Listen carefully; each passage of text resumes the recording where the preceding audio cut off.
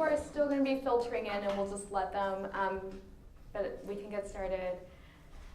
If anybody still needs to sign in, it'd be a great thing if you could, so we can get you on our email list, so you won't miss any announcements.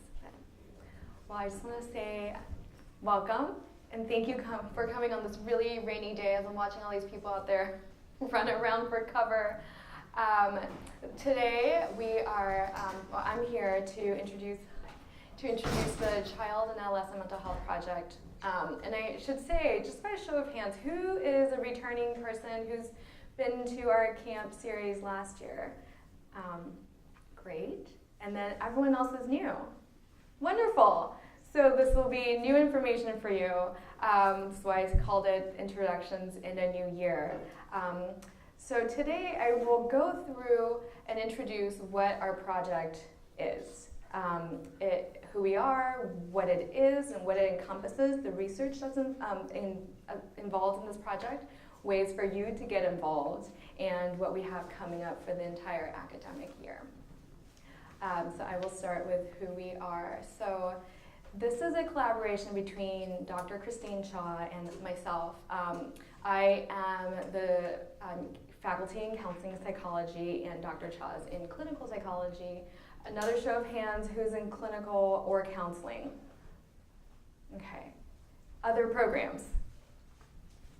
Can I get a sense of the other programs? There's a hand here. International Educational Development. Awesome. Okay, great. Science and Education. Okay, perfect. Well, this is, I asked because obviously I think the primary audience tends to be clinical and counseling, but what we really wanted to do, and as part of our mission, was to integrate all the different areas of child and adolescent mental health. And what we have found is there's actually a lot of people at Teachers College who do very different work, but all related ultimately to child and adolescent mental health.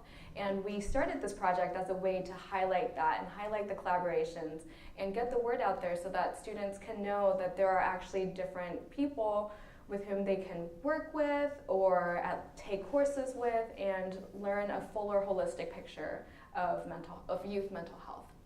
All right, so just to show a brief info about our prospective lab. So I am the director of CAMHP, which is short for Culture and Health Promotion of Minority Youth and Families. I always have to look at it because the name is so long. It's CAMHP, not to be confused with CAMP, which is what this is. So I like to really make that trouble for myself. All right, so the mission of CAMP is to prevent, I forget I'm wearing a camera or microphone, and there is a camera here. The mission of CAMP is to prevent mental health disparities through looking at cultural factors, particularly in parenting, and translating that information into culturally informed parenting interventions or prevention interventions. And specifically, I focus on issues related to development and psychopathology of minority and immigrant families. And Dr. Chaw's lab, which is the Laboratory for Clinical and Developmental Studies, and some of you I think are here representing her lab, is looking at preventing self-injurious and suicidal thoughts and behaviors in adolescents particularly by improving assessment of risk factors. And so the history of CAMP begins with us, our labs happen to face each other, we're in the same department but different programs, and we're the only people in our psychology department that looks at youth mental health, obviously as you can tell in very different ways. And so we thought it would be really great for us to bring our labs together and collaborate in some way. And so that is the history and background of how we started. And from there, because of that, we then have launched into this bigger story, which I'll get into when we talk about what we are and what we do. But just to introduce a few more key players in our CAMP project. We have Sylvia Nishioka, who's sitting right up here. Sylvia is a doctoral student. I'll have her stand up and wave. Yes, please. I singled her out. Yes, there's Sylvia. So she's a doctoral student in counseling psychology, and she's actually one of our interviewers for our CAMP research project, which I will talk about in just a few minutes. Gabby Tolchin is not here, but she was a master's program here at TC and has graduated and moved on to a PsyD program. She's still involved with our study as one of our interviewers, and is particular with our youth. And she came from Dr. Cha's lab and is very skilled in doing risk assessments with teens who are suicidal and engaging in self-harm. We also have Emily Hunt, who is here in the back, waving. You may have gotten some emails from Emily, or you will in the future. She is also a doctoral student in counseling psychology here at TC, and is the person who has coordinated this lovely spread of food over there. Let's talk about what's important, right? Okay. And then Cindy Huang, not to be confused by me. Yes, there is another student who is Cindy Huang, and she is working in my lab. She's not here right now because she's in a class. She's an EDM student in counseling psychology and also the administrative assistant with us this year. So you will also be getting emails from her and me, perhaps, so just to be confusing. And of course, we would not be camp without all of you. So we heavily rely on participation from you all, and you'll start to see why as I go through and introduce the project of what is camp. So, like I said, we collaborated because Dr. Cha and I, Dr. Cha and I realized that there was a lot of interest in youth mental health in various different areas, and we wanted a way to have a platform for students and faculty to join. Obviously, we're situated within a college of education, which is all youth, all schools. And I also do some work in school settings, and we just thought this is really, everybody seems to have overlapping interests, but everybody seems to be separated into their separate camps. And so as a way to bring all that together, we proposed this project that brings together research, training, which would include courses and additional workshops, and then dissemination, which is actually a part of what we are here today doing. So the first core of camp came together when we thought, how can we collaborate on a research study together? And what we essentially came up with is a pilot study, which I will go into depth to about, which combines the clinical and counseling psychology study on youth and parenting, and I'll talk more about that. The other part of camp is the training component. So that is the work that we do with students, the research labs that we have. There are courses, which I will also describe in more detail later, and the potential for workshops and trainings and for you all to get involved. And then there's the last piece, which is dissemination community building, which is what we're here doing today, which is we have these monthly brown bags. And last year we featured a different speaker from TC across different fields. So we had speakers from neuroscience, we had speakers from education, we had speakers from health education. Just to name a few, you know, we had somebody come and speak about gun violence prevention in schools, which is certainly related to youth mental health, but not at all something that we talk about in psychology. We had Dr. Kim Noble come and talk about brain development, poverty, the impact of poverty on brain development for infants and young children, and various other speakers. This year, we will be expanding to outside speakers from around the city and even nearby cities. So I'll go into the depth about that. But I know most people are interested in the research study, which is what I will talk about today. So the family checkup is an intervention that we are doing in my lab, and it is essentially a parenting intervention that is used to prevent further psychopathology from developing. So it's one in which I was trained in, and it has been found to be very positive in supporting positive behaviors in youth.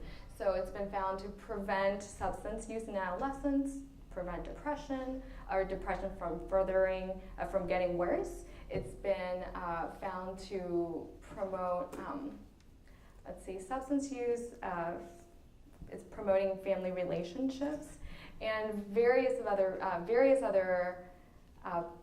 mental health concerns for adolescents.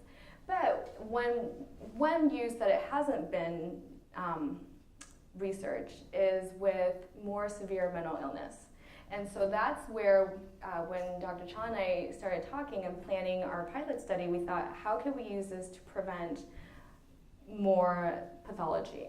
And that's where her lab comes in. So Dr. Cha's lab works with preventing non-suicidal self-injury, NSSI, which is defined by the intention to deliberately hurt oneself and in the absence of dying. So she makes a very clear delineation between NSSI and suicidal thoughts and behaviors. It's just because somebody is engaging in self-harm, they have found in research, does not necessarily mean that they're going to be engaging in suicidal behaviors or even have suicidal thoughts. So when we first got together, we thought, okay, what about the family checkup and how can we use this typically prevention intervention for teens and kids who are at risk for developing mental health problems, so haven't quite yet reached the threshold of clinical symptomology. How can we use this to look at the family and help promote positive outcomes for teens who are engaging in self-harm? And then we have then further adapted it to for teens who are engaging in self-harm and or have suicidal thoughts and behaviors. And so the intention, the purpose of the study and the goal of the study is to test how feasible it is to do the family checkup with these families. So to give you a little bit of information about the family checkup, it is a very brief, typically 3-meeting intervention. You're probably thinking, how can you do an intervention in 3 meetings, right?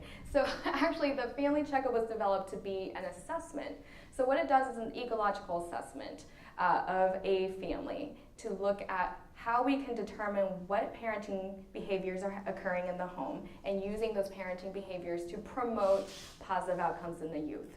So it was initially developed as an assessment many years ago. It's an ecological assessment where parents are providing information about their own parenting, they're providing information about their kids. Kids are separately providing their own information about their behaviors, how they feel, what they think their parents are doing, right, which we know may not always correspond. And then the parents and the child are then asked to engage in a series of tasks. So 5 different tasks where they sit together and they're given 5 minutes to discuss these tasks. So the first task would be, talk about talk about your goals for Johnny's academic success and the plans in the upcoming year. And something vague like that, and then we say, Johnny, when your parents are done, you can then, talk about your own goals for the academic year. We leave them for 5 minutes, they talk about whatever they want, and ultimately it's not about the topic, it's about how they're talking about it, how they're interacting with each other. And so there are a series of 5 tasks that they get various prompts, we then code how they behave, and we take all that information, so the self-report that they're filling out via measures, an individual intake interview that parent and child are doing separately with 2 different therapists.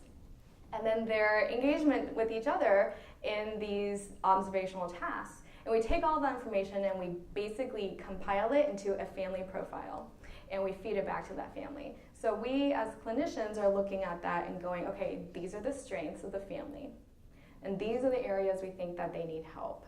And they could vary, right, per family. So some families we find, let's say a child is referred to us for being at risk of failing, right? So schools often make these recommendations like, Johnny's failing. I keep singling out Johnny because that's such a Johnny.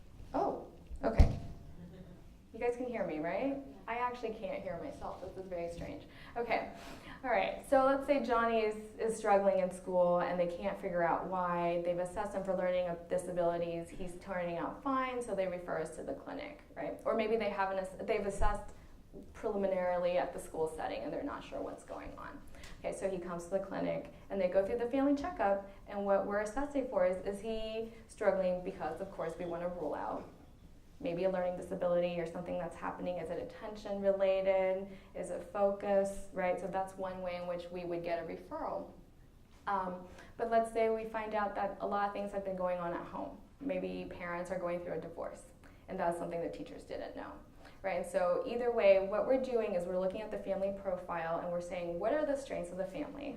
And how can we leverage those strengths to help Johnny from getting worse or developing, depression or developing depression symptoms or behavior problems, whatever that may be.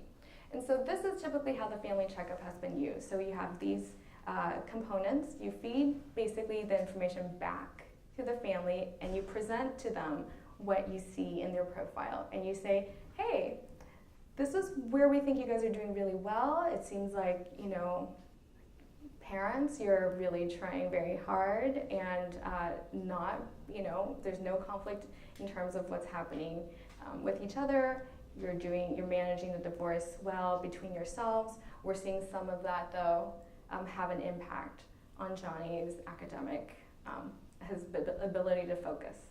And whatever that may be, right? You can insert a lot of potential reasons and a lot of different concerns. Sometimes the concerns are substance use. And then we would do a thorough ecological assessment of where we could help the parents determine their strengths and their areas in which they could promote or prevent further substance use. So one of the most common we get with adolescents is it turns out parents, the teens are left to themselves for many hours with nobody to be accountable to. Right? So one of the things that we know from research to be very effective in preventing of substance use is parental monitoring. So parents monitoring and just tracking what their kids' activities are. So that's one way in which doing something like the family checkup, we would be looking for those parenting behaviors that we know through evidence to be preventive in psychopathology and problem behaviors. And we basically feed that information back to the family and say, these are the areas where you could use additional support, and we recommend different things, right? It could vary from, okay, let's say we do the assessment, we find out one of the parents is very depressed, or one of the parents has serious mental health issues that is impacting their ability to parent, which we find often. One of our recommendations for that family would be mental health counseling, perhaps, for the parents, so that before they can fully engage in parenting, because you can teach all the parenting skills you want to somebody, but if they're not going to be able to engage in it, they're not, because they have additional concerns, then they're not ever going to be able to learn those skills, right?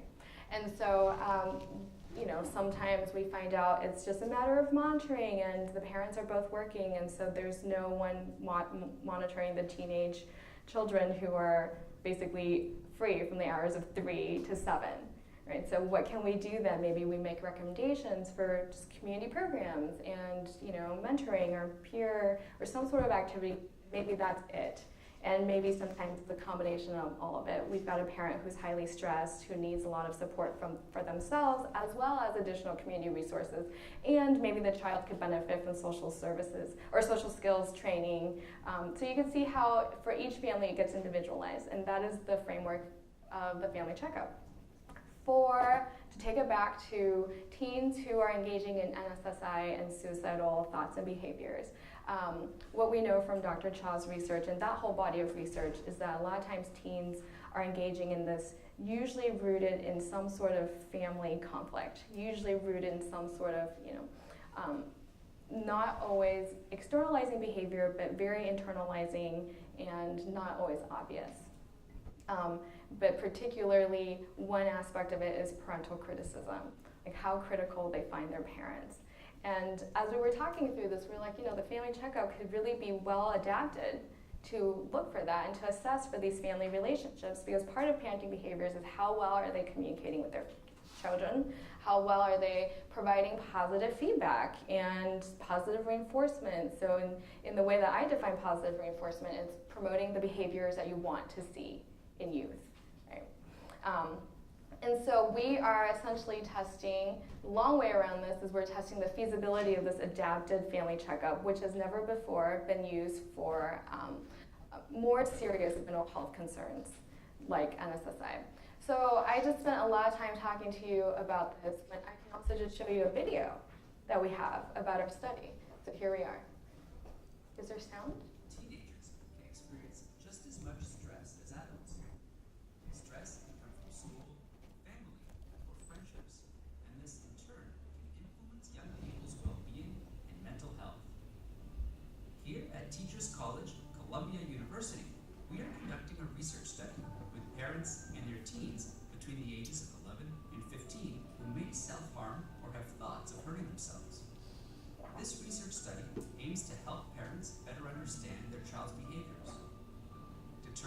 issues at home and school may influence these behaviors, and offer resources for families who are experiencing these difficulties.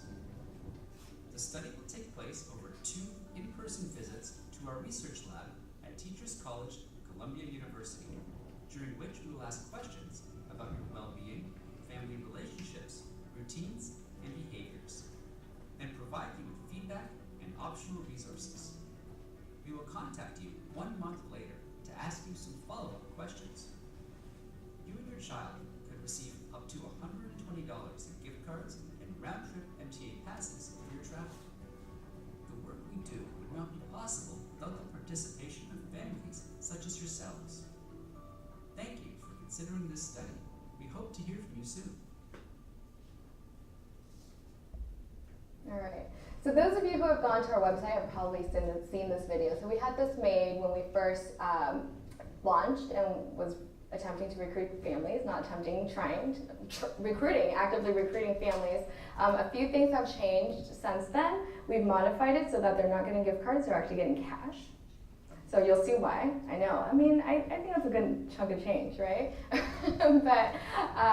And they get travel reimbursement. So some of the adaptations that we made, the family checkup is usually 3 visits, and we've adapted it to 2 to make it more, timely for families, because it is hard to engage families in this type of work.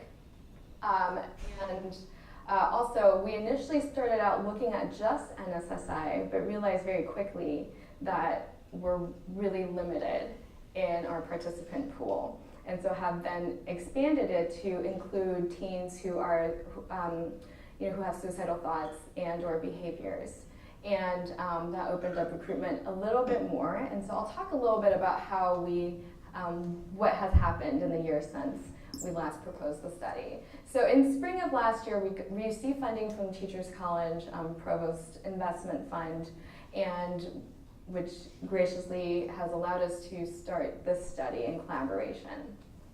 We spent some time in the fall adapting the actual family checkup, just like I spoke about, and then of course waiting for IRB approval, which for a sensitive participant pool like this can take some time.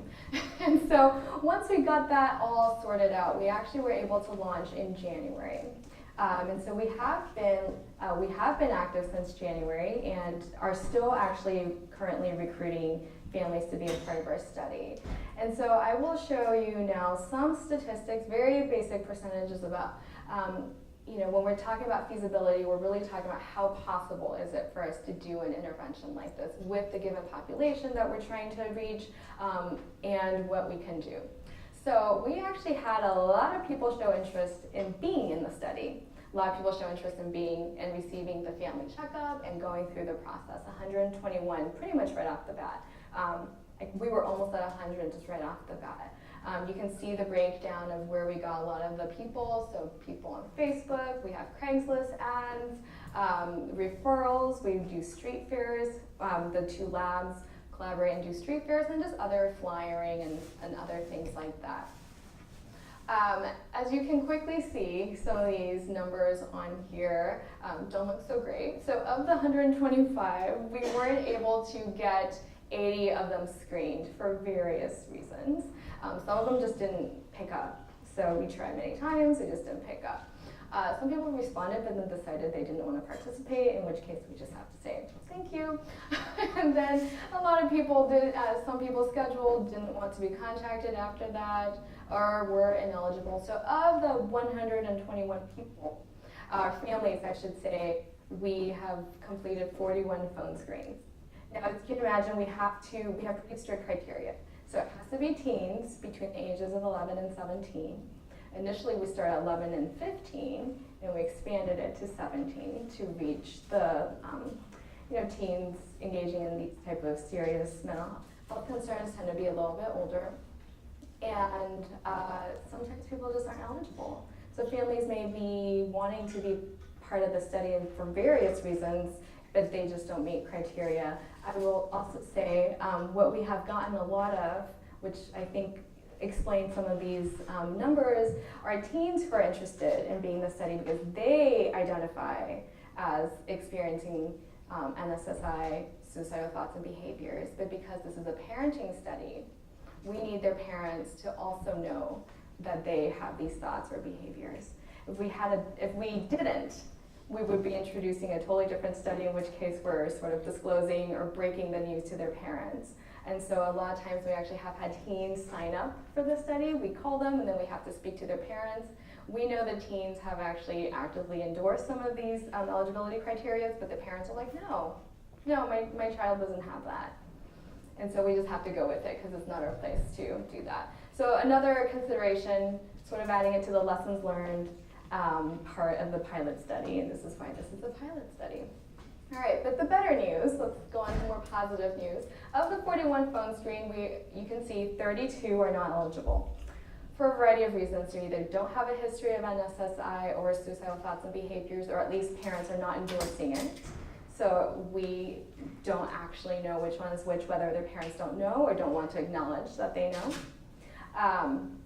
There are also, we have to screen out people who might be on the autism spectrum or have certain other developmental disabilities, because self-harm looks very different in those populations, or other for various reasons. But we have screened 9 people who are eligible, and of those 9, we've had 4 families complete. I know that sounds, when you look at the numbers, it sounds sad, but for us, it's actually quite an accomplishment, because they've completed, of the 4 families, they've actually completed both visits 1 and 2. And so they come to the lab, and we only ask for 1 parent. It's 1 parent, the teen, and they do essentially a 1-hour intake and then the 30-minute 5 observational tasks with their parent at the same time. And so this is what we, hello? Okay. What we call a co-therapy model, where we have the parent goes in to do an intake with the parent interviewer, and then we have the teen going in with the teen interviewer, and they're essentially doing a combined intake, which is, tell me what's going on, presenting history, all of these counseling things, and then we fold in risk assessments. So assessments of risk for NSSI, for suicidal thoughts, and suicidal behaviors. And I will just present some basic characteristics, because obviously with 4 families we're not quite done with data collection. But from here we have found, what we found, 50% of our participants, so 2, are African American and 50% are European American. They have all been female. We have had some males or some teen boys, I guess, males screen and be eligible, but for various reasons their families weren't able to engage and weren't able to come in. I think some motivation was one of the reasons for one of the families. We've had a couple no-shows, that happens too. But they've all been female, and it looks like the majority of them have been in that 10th grade range, so, like not early high school, but about middle high school. Again, it's N of 4, but that's just something that we've found to be interesting.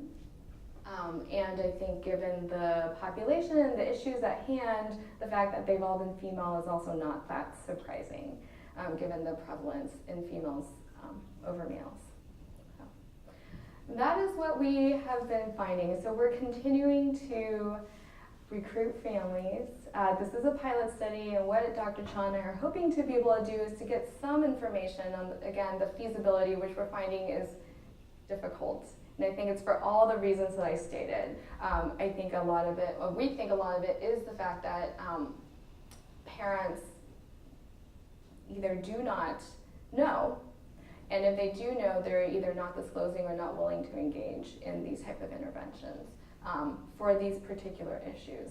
We are finding a lot of enthusiasm for parents who aren't eligible and are wanting to be a part of the intervention regardless. And I think that speaks to future plans on being able to offer the family checkup for just different issues and for families in the community in general.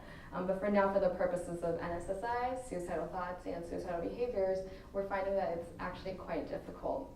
And so we are hoping to think through in this next year, as we continue to collect more data, how we can adapt it and how we can continue to improve it so that families are more able to engage. And maybe that does mean adding a component of how we can safely plan for parents to learn about some of these behaviors and thoughts in their children. So, all right.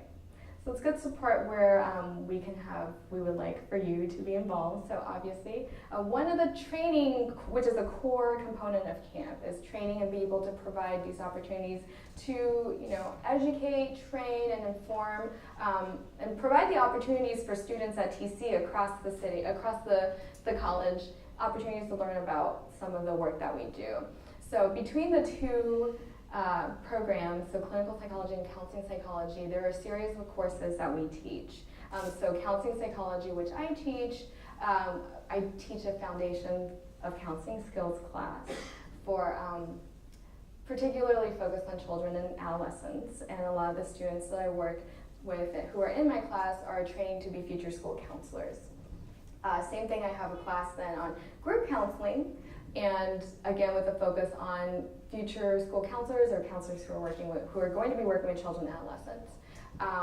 And this, again, is open to typically EDM students in counseling psychology and doctoral students. I have made exceptions for students who reach out to me if there's room. So this year, unfortunately, I didn't have extra room, but last year I had several people join my class because I had extra room who were part of clinical psychology, and they were able to take a foundation counseling skills class, because many students in our clinical master's program tend to want to move on to doctoral programs where they can be future psychologists. Dr. Cha teaches two courses, child psychopathology and self-destructive behaviors. Typically they are open to doctoral students in clinical psychology, but I've been told that she will make exceptions, again, assuming there's space and room in her courses, particularly in her self-destructive behaviors class, which is based on her research with self-harm and suicidal thoughts and behaviors. The positive news here is because of my desire to, and sort of our camp goals to disseminate and make these opportunities broadly available for all students at TC, I've developed a course called Working with Children and Families, Assessments and Interventions, where some of the students who took my class last year are here right now, so that hopefully they can vouch for me. Yeah.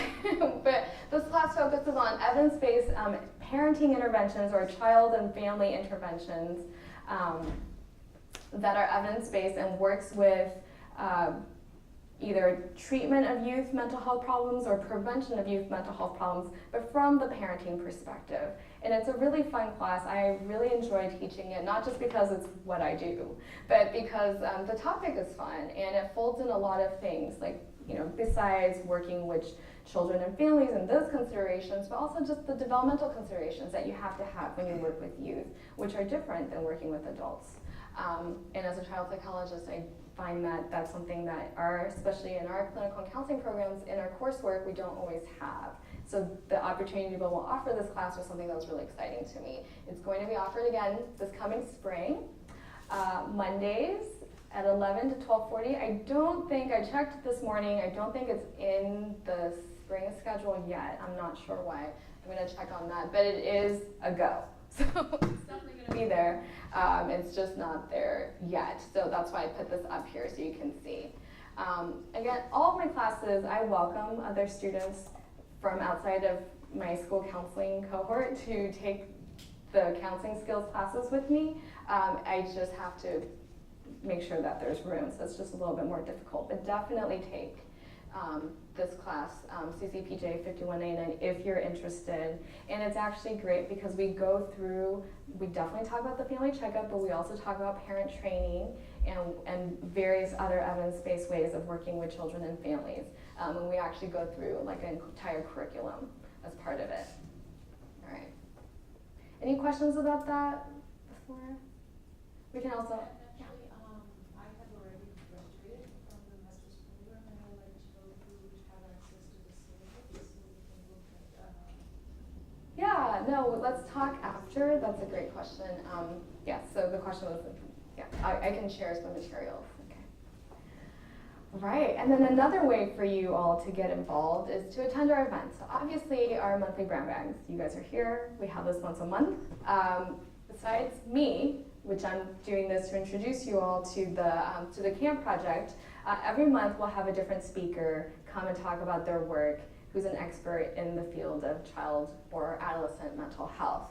So earlier I listed some of the people who came last year. They were all from TC, and this year we're going to have people from outside of, and I'm just going to show you some of the areas in which we have had speakers. So there's mental health, but we've also had, like I said, health psychology, neuroscience, developmental psychology. And the purpose of this is to not only bring students and faculty together at TC, but also across, but also to bring in other people in the community. So this year, in the blue, we've expanded our talks to include experts from outside of TC. And, oh no, I had okay, here. I don't know what happened there. This is our lineup. So I'm just skipping ahead. But you'll see next month, actually October 23rd, we have Dr. Kiara Alvarez, who's actually coming down from Boston. She has graciously agreed to come from Boston. She's at Harvard Medical School right now, doing actually very cool work with adapting interventions to prevent suicidal behaviors, but specifically with Latino families, youth and families. So it's kind of a hybrid of my research with Dr. Chell's research. And we have, of course, some other faculty members from TC. So in November, we have Dr. Aurora, who's a new faculty member here at TC in school psychology. Any school psychology students here?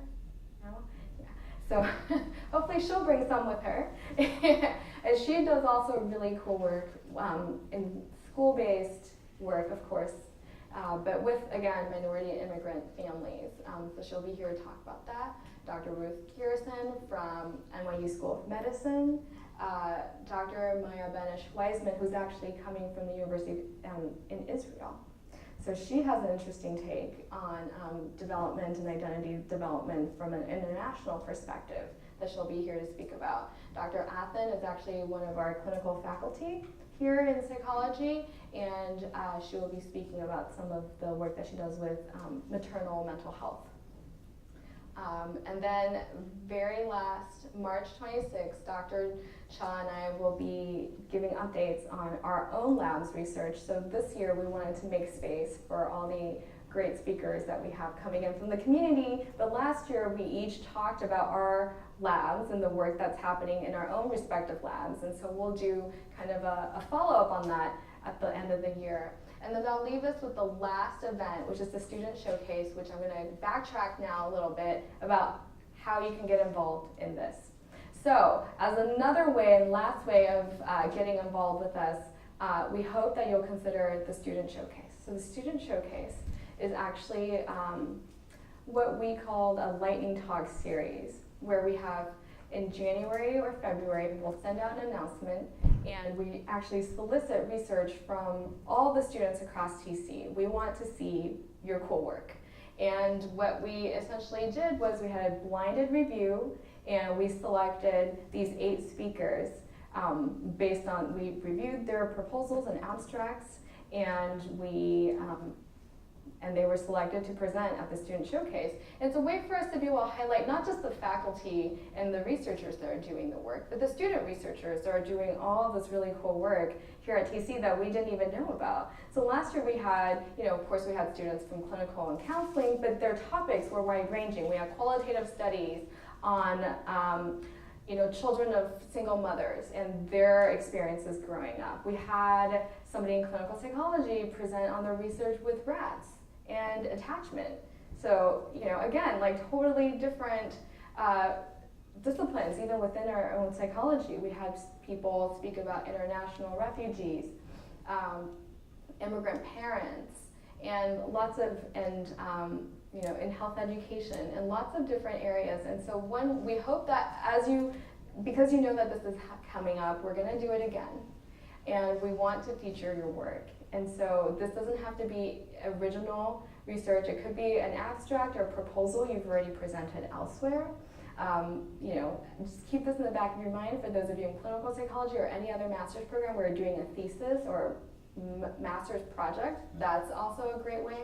And it's a great way for you to actually get up here and speak quickly about your study. So it's lightning round, so I think everybody spoke for about 6 or 7 minutes and answered questions. And then we had a reception that followed. And it was also really nice, I think, for the other students to be able to see all the different ways that their peers are doing. So we hope that you'll keep this in mind and look for that announcement. And as I then say that, I will conclude. We're going to end early, but I'll be around to answer questions and talk with all of you.